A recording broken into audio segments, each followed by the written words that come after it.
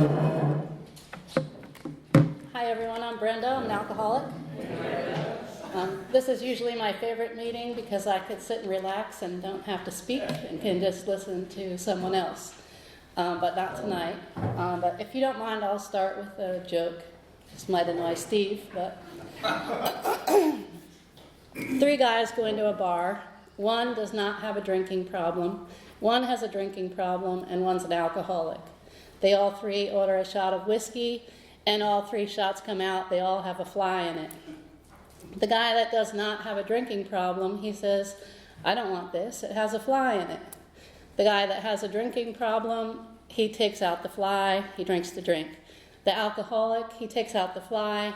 He pounds it on the back, and he says, "Spit it out, you little bastard." That's the only AA joke I know. I got sober on August 4th in 2005. I was 40 years old when I got sober. My drinking started one night when I went to a bowling alley with some friends. One of the girls' older sister got us a bottle of blackberry brandy, and we passed that around in a circle and took a swig when it came to us until the bottle was gone, and then we went in the bowling alley. And I was born on the obnoxious side, and when I drank, I was 10 times worse. I was laying in the aisles, I was being obnoxious and loud, and it didn't take long until we got kicked out of the bowling alley. And then they took me to get me some food at a fast food place, and they called the police soon after we got there. And the police came and took us all to the police station. We were like 15. They wanted my parents' phone number so that they can call them to come pick me up. And I got very angry, and I was calling them every name in the book. I had never spoken like that before. I'm not sure I had even heard anybody speak like that before. And the way I spoke to them was very, very embarrassing. I called them effing pigs and all other things you might imagine. And I was telling them all these different random numbers. I wouldn't tell them the phone number. And then they threatened to lock us all up if somebody didn't give them the number. And they called, and my mother came and picked me up. And the next morning I woke up, and I didn't know if I had a bad dream or if that really happened. And I really was sick. I had an ice pop out of the freezer, and when my mother got up and looked at me, I knew it really happened. And the significant thing of that story is that that's the first time that I ever felt humiliation like that. I had done embarrassing things. I had said things I wished I didn't, but this was really humiliating. And being 15, I didn't have a car. I had to walk everywhere I went. And anytime a police car passed me, I would get that feeling of, I wish I could hide behind a bush, and so ashamed of myself. And if I were smart, I might have said that drinking probably isn't for me, and I won't do that anymore. But instead, I drank every chance I got. I did any drug that was ever offered to me in my life, any time. It didn't matter if I was working or at school or where I was. And I had hundreds and hundreds and hundreds of more humiliating experiences like that. I got married shortly after high school, and to somebody I was dating since I was a sophomore. We had a daughter, and that did not last long. It was drugs involved. He went to rehab, and I told him to don't ever come back. And our daughter was maybe 6 months at the time. And then I went back to work. I started working at a restaurant. There I met the owner who did my interview when I went in, and we ended up dating after a while, and I ended up marrying him. His name was Alex, and he was very helpful to me in helping me raise that daughter. He treated her like a queen. He had standards, which I had trouble having when I was drinking. And he made sure that we could have our fun, because he liked to drink too. He was a bass guitar player and owned the restaurant and the bar.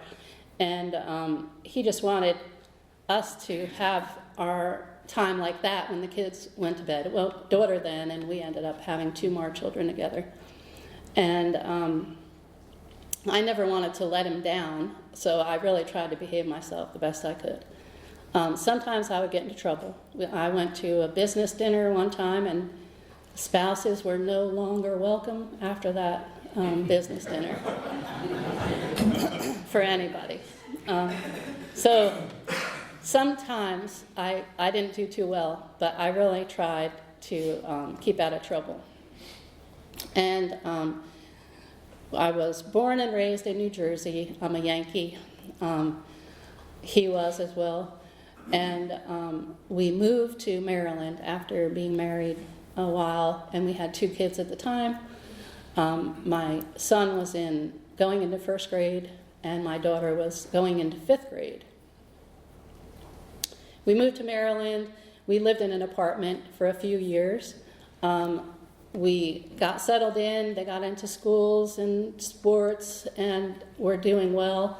And then we bought our first home, and that was very exciting. We also had our 3rd child.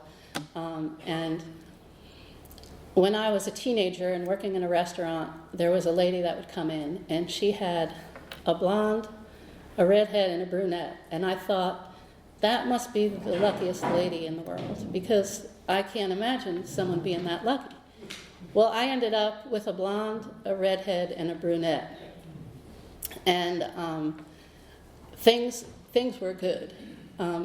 Still, I knew that I was an alcoholic. I was a functional alcoholic, and drinking took up way too much space in my head for all those years.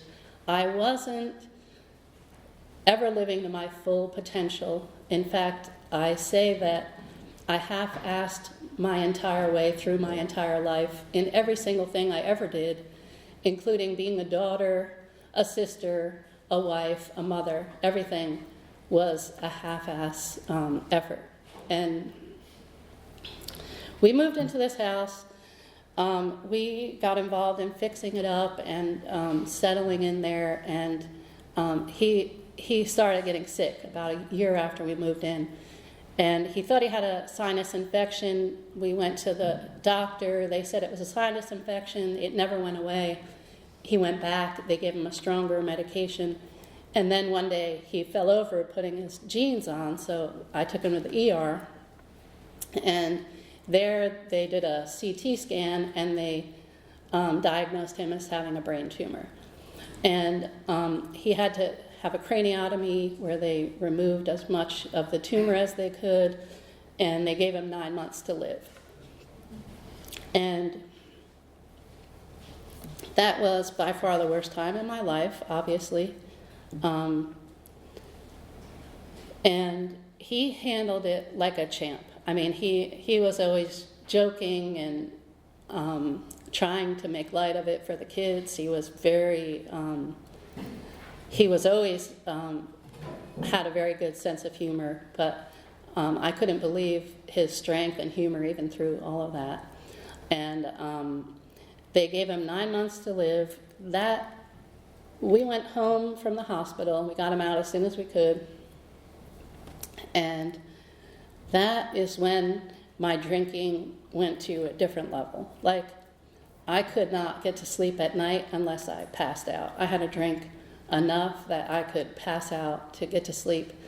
And then it wasn't too long until I'd have to have something in the morning because I would be shaky. And he wanted to remain at home. He worked for a long time. He was an operations manager, and he would go to radiation treatments, and then I'd drive him to work, and then I'd pick him up and drive him home. And he got a little confused here and there. He had 3 craniotomies, the radiation, and tried chemo, and nothing was able to help him. But the one person at work said he ordered enough paper clips to make its way around the earth, because I think every day he thought, I have to order paper clips. But that was just one side note there. I don't know why I said it. Anyway, he got sicker. There came a time where he wasn't able to get out of bed anymore. It was very sad. The kids were very sad. I was. My parents were wonderful, wonderful parents since the day I was born. They would come every other weekend, and they would help around the house and help take care of Alex. They loved him like a son. So the day came when he passed, and it was at night. And we just realized he wasn't breathing any longer, the kids and I, and I had to make some calls, and I called our friends, and I called the funeral home, and I remember the sound of the kids crying. It sounded like wounded animals. I had never heard a sound like that, especially coming from my own children. And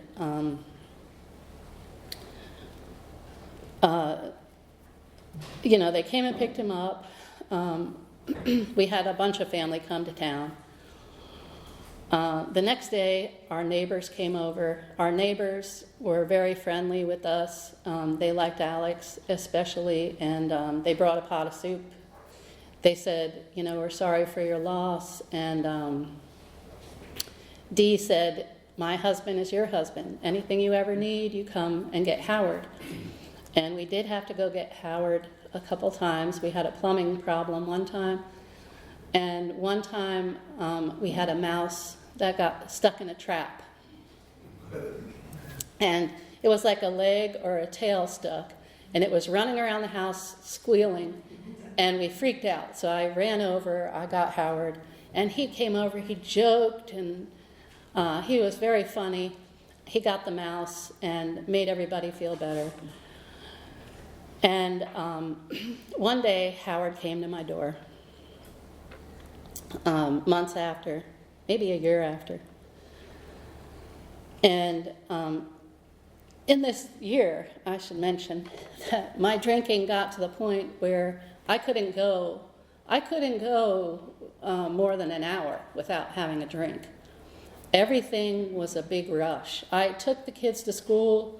I took my son to baseball, but I'm talking about it was a rush. Get in the car, play your game, get back in the car, we're going home. I drank in the kitchen. I looked out the window, and I wished that my husband's car would pull in the driveway.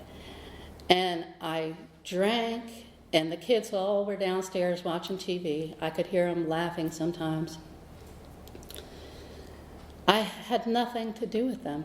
I loved my kids since the day they were born, but I was unable to express my love to them. I was unable to even care about how their day was, how they were feeling. They needed me more than they ever needed me in their life, and I was unavailable to them. In fact, I'd crawled into a bottle and instead of being where I should have been. And so Howard comes over one day, and he brought a box of alcohol, and he said, I have a drinking problem. I went to Alcoholics Anonymous, and they told me to get rid of my alcohol, and he knew I drank, so he brought it to me. But the trouble with Howard was he wasn't walking right, and he wasn't talking right. He had a stroke because he quit drinking abruptly. And so I said, I'm real proud of you, Howard. And then I took the box and went in the house, and I thought to myself, if that's what quitting drinking gets you, I don't want it. And then I wanted to go check on Howard, but I never had the chance because a short while after that day he committed suicide in his truck in his driveway. And our whole street was full of ambulances, police cars, fire trucks.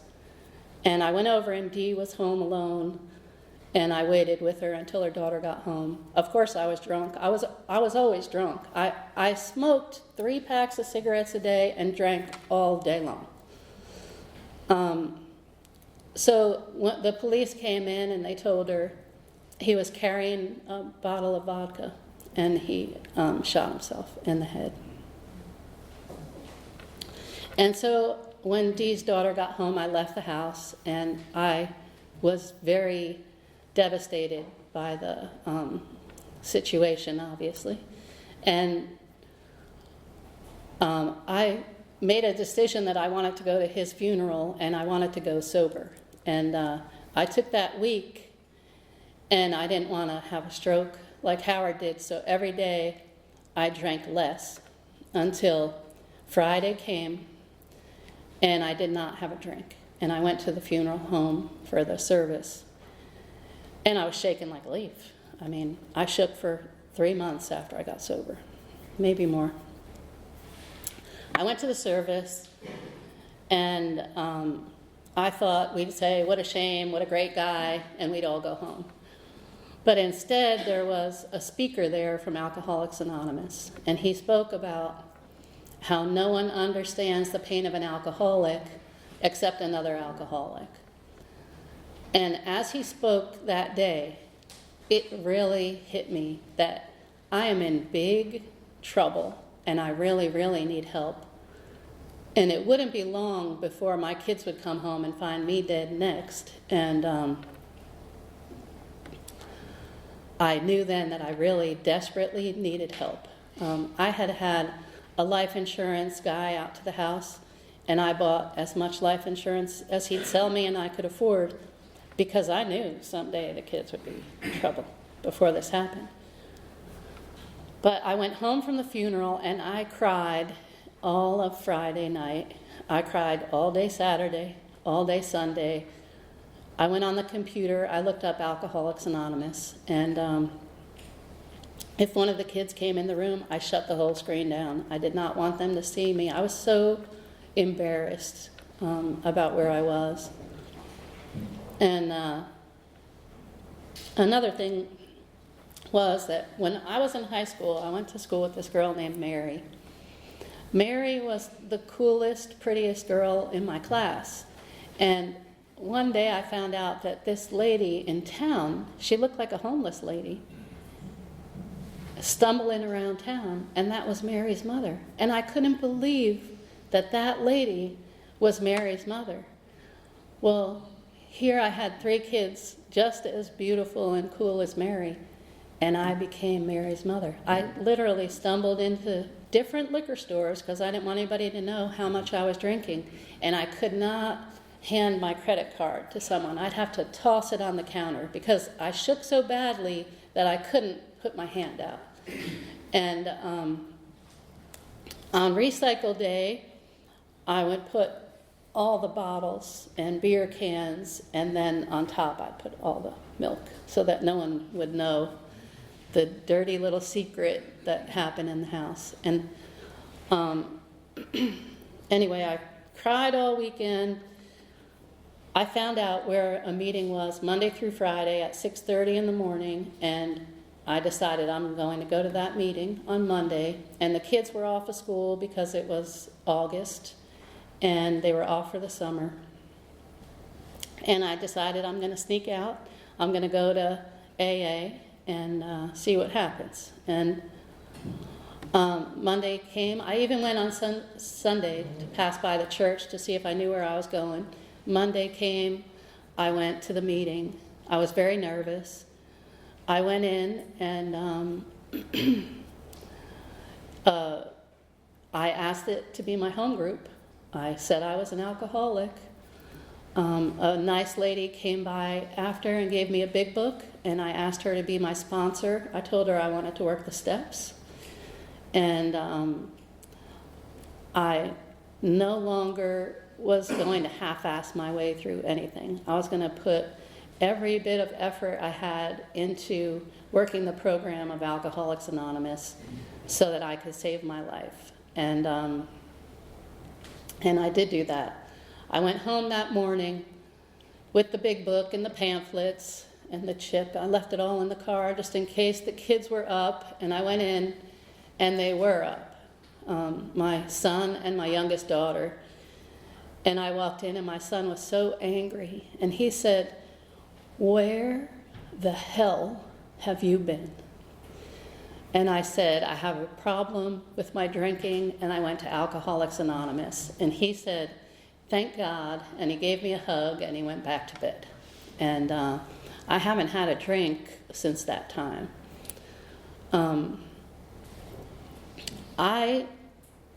The big book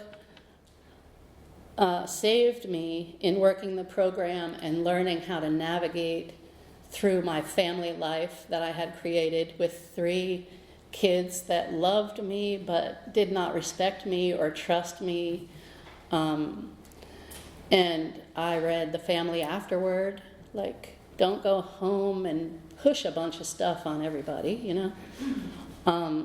So I wanted to do stuff like pray, but I introduced things slowly, and I brought my sponsor home for dinner one night, and she was very well-dressed lady, very classy lady, and my son said, "Who is that? The owner of AA or the..."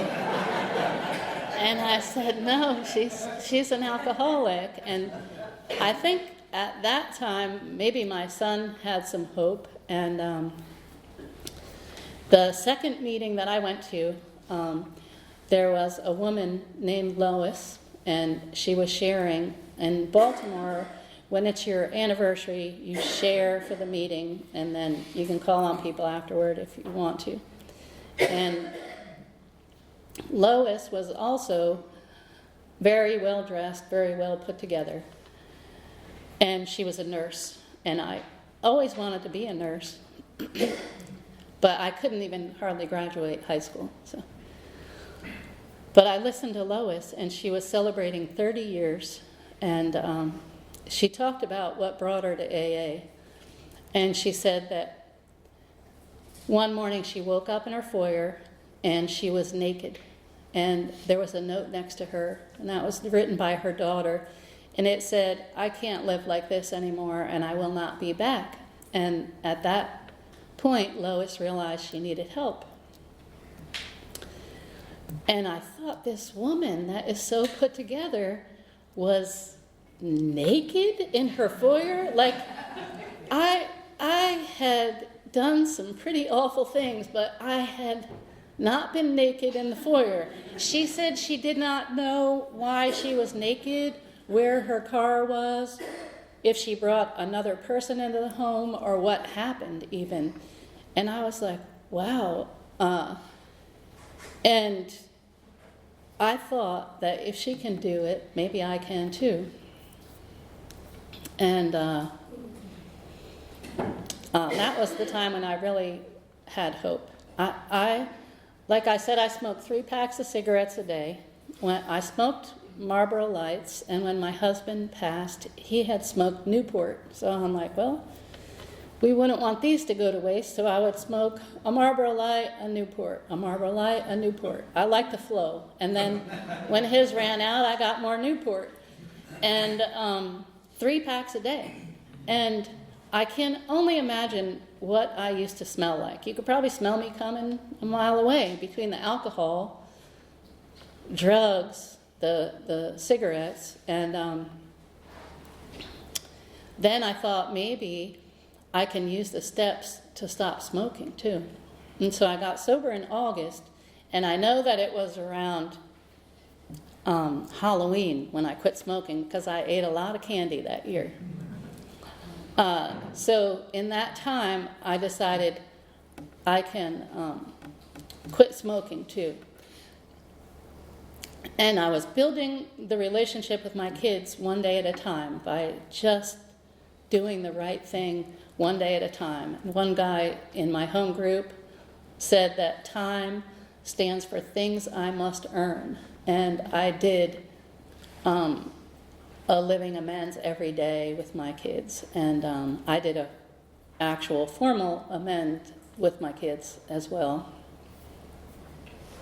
And things got better and pretty quickly. And I remember I drank a lot of beer back in the day, and since I've gotten sober, I mostly drink water. I very rarely will have a soda. And there was one night that I just felt like having a soda, and I opened the can. And my daughter, who was 6 at the time, she came running up the stairs, and the look on her face was of pure terror.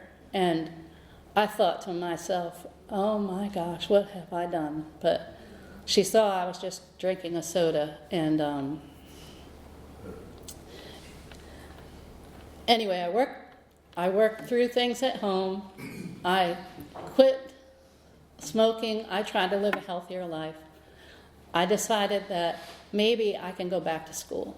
And I literally graduated high school almost last in my class. Not second to last, but it was third to last in my high school class. And I really thought I was pretty stupid. I didn't think I could be a nurse, but I thought, I'm going to just try it. Now that I'm not half-assing anymore, and I had to start with the basic classes. And instead of watching the reality TV and the crap I used to watch, instead of drinking and smoking, I started just pulling out the books and reading them and doing all the homework, which I never did in my life.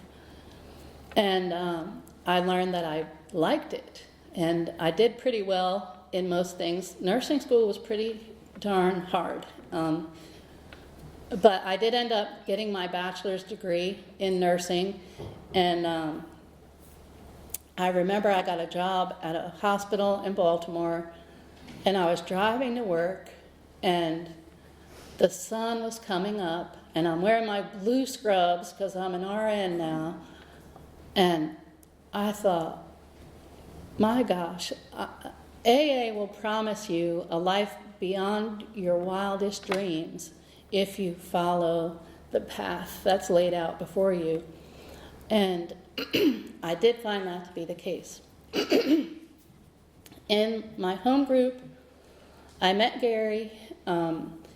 We were in the same home group for years. I never looked at Gary like, okay, that's a possibility. It was just, he was a home group member. He was a lawyer. I was showing up at the home group with like inside-out sweatpants and my husband's T-shirts that were 2 sizes too big for me. And one person in the home group, another guy, he said, you know, if you just combed your hair once in a while, you might be halfway decent. And I didn't care. I didn't care if I was halfway decent. But anyway, just one day out of the blue, Gary happened to be sitting next to me, and one guy in our home group got donuts every Friday to show his appreciation. And Gary said, do you want a donut? I said, yeah, I'll have a chocolate. And he came back and he gave me a donut with chocolate icing. That's not what I wanted. I wanted the chocolate cake, you know. And he gets himself the chocolate cake donut. So after the meeting was over, I didn't want to be rude. After the meeting was over, I said, I wanted the chocolate donut, the one you ate, not the chocolate iced donut. And he said, I haven't met anybody as rude as you since my client from Brooklyn. And it was since then that we just hit it off. And after that, we couldn't stop talking to each other. And we ended up getting married. My life was such a mess. Me not looking at Gary like a possibility, let's talk about me. I'm shaking for, many months after I got sober. I'm not combing my hair. I'm wearing these crazy clothes. And how this happened is just another one of those crazy things. Anyway, he'd come to my house, and I had an entire china cabinet filled with bills and mail that was never opened. And he'd be like, "What do you have all this pink mail for?" I'm like, "That means it's overdue, Gary. You never got a pink mail?" He said, "No, never got a pink mail." So how it all worked out, I really, it baffles me to know. And every weakness that I have is a strength that Gary has, and every weakness that Gary has is a strength that I have, and together we make a really good team. He had 2 kids, I had 3. We combined our families and had our family dinners and family vacations and holidays, and we now have 6 grandchildren. We have a son that just got married, the one that yelled at me when I got home. He just got married. We had our mother-son dance, and we danced to a song that honored his dad, and it was very, very, very special. My youngest daughter lives in Hawaii, and she's not married yet. My oldest daughter has 2. And Gary's kids are older, and they both each have 2 kids.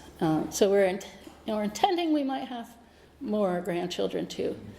And then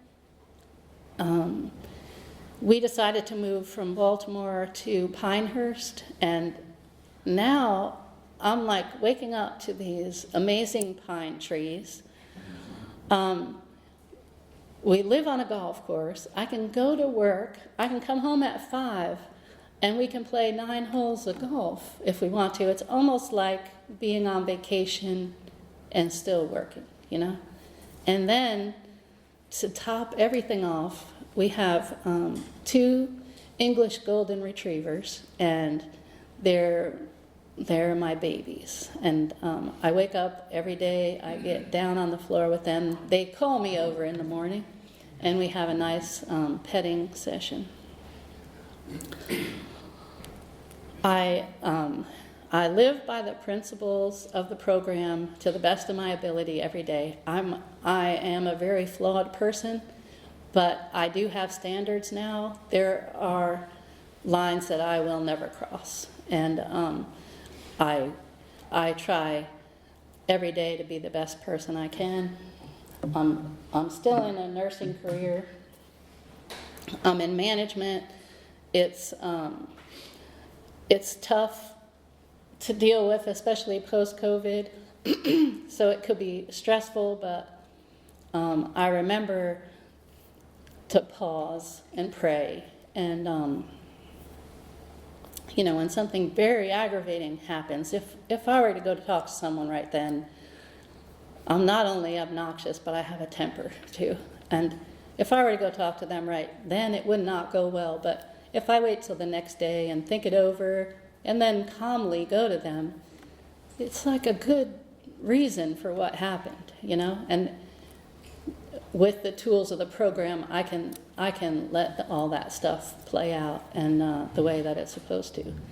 And I think that while I was drinking, there's a part in the big book where it says, our problems we think were of our own making, whether real or fancied. Like I didn't have enough real problems, I would make up problems. While I sat there drinking in the kitchen, looking out the window, I would think, she's a jerk, and if I see her, I'm going to tell her this, and if she says that, I'm going to say this, and these scenarios about all these people that they just took up all the space in my head, and I was so angry at the whole world. We lived right across the street from a park, and some of the people that I was angriest at of all, aside from the crossing guards who would make me stop all the time, were these mothers who sat at the park, and they looked so peaceful and content. And I thought, what the hell? How do they do that and just sit there and look so peaceful when I can't even take the kids clothes shopping without saying, pick out your damn outfit. We have got to go. And then after I got sober, my youngest daughter she was 6, so she was in first grade, and we would go to that same park, and I would sit with those same mothers, and it was just as peaceful and relaxing as it looked like, to let them run around and have fun while we could just sit there and talk. The life beyond my wildest dreams is so far beyond my wildest dreams, I have trouble even explaining it. But I think the biggest thing that my drinking did was put up a wall around me and blocked me from the sunlight of the Spirit, from any love. And I certainly didn't have any tolerance. And when my husband died, I really think I never even properly mourned that. I did not feel things. I never got sick. I think I had too much alcohol in my system to even get sick. And then when I got sober, I'm like, oh, I have a sore throat. Like, I thought all the world was full of babies complaining all the time. I'm like, this really hurts. I can't believe it. But I think that alcohol was a thief for everything good in life for me. I think that Alcoholics Anonymous is a divinely inspired program. Without AA and God and turning my will over, I would surely be dead. And I think about, not only would I be dead or homeless or who even knows, in a nursing home somewhere, but where would my children be? And every time I'm in a meeting, I look around at where would we all be? And where would all of our loved ones be? It's not just the people in this room, but there's so many others that are affected by our programs. And my oldest daughter had an issue with drugs, and she knew where to go for help because of Gary and I as examples in her life. And her children have never had to see her take a drink, and that is a huge gift to me too. And one of the promises is that you will not regret the past or wish to shut the door on it, and that is one I have not reached yet. I am glad that I can share what a disaster I was as a mother, so that another mother might know that there's hope and you can get past it. But I cannot not regret that. I just can't do it because I feel like my children deserved better than that, and I haven't gotten there yet. Maybe I will. I don't know. But I thank you all for letting me share, and keep coming back. It hurts.